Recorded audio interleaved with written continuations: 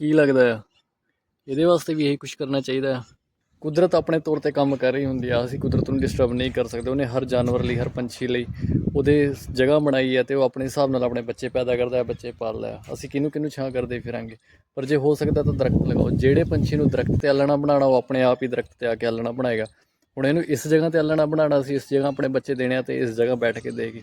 ਜੇ ਤੁਸੀਂ ਸੋਚਦੇ ਹੋ ਕਿ ਅਸੀਂ ਇਹਨੂੰ ਛਾਂ ਕਰਕੇ ਬਹੁਤ ਪੁੰਨ ਦਾ ਕੰਮ ਕਰ ਰਹੇ ਹਾਂ, ਤਾਂ ਮੈਨੂੰ ਨਹੀਂ ਲੱਗਦਾ, ਕਿਉਂਕਿ ਤਾਂ ਹੀ ਇਹ ਖੇਤਾਂ ਚੱਲ ਨਹੀਂ ਦਿੰਦੀ ਹੈ ਅਤੇ ਇਹਨੇ ਧੁੱਪਾਂ 'ਚ ਰੱਖਿਆ। ਹੋ ਸਕਦਾ ਕਿ ਇਸ ਪ੍ਰੋਸੈਸ ਵਾਸਤੇ ਧੁੱਪ ਦੀ ਜ਼ਰੂਰਤ ਹੁੰਦੀ ਹੋਵੇ ਅਤੇ ਅਸੀਂ ਛਾਂ ਕਰ ਦਈਏ।